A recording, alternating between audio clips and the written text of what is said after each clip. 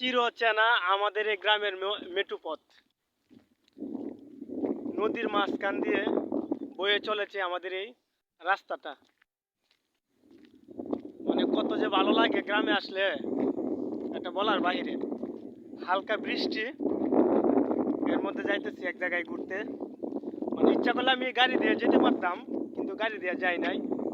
কারণ হলো, যদি গাড়ি দিয়ে আমি যাই তাহলে এই সৌন্দর্যটা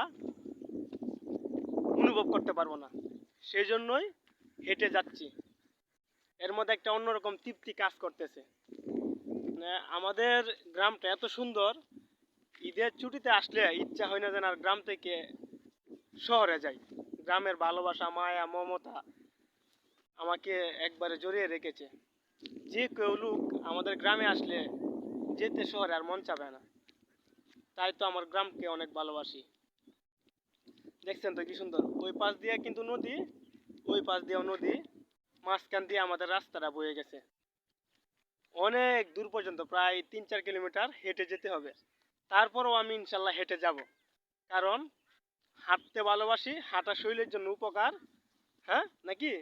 আর অনেকে আছে যে যদি হাইটে যায়, গ্রামের তো নানা ধরনের লোক থাকে, হাঁটাচলা করলে বলে যে টাকার চিন্তা করি, কিন্তু অ্যাকচুয়ালি আমি টাকার চিন্তা করি না।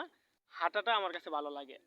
আপনার দুনো সাইড দিয়ে রয়েছে আপনার নদী, ওই পাশে নদী, ওই পাশ দিয়ে নদী, মাঝখান দিয়া আপনার গাড়ি চলাচল করে।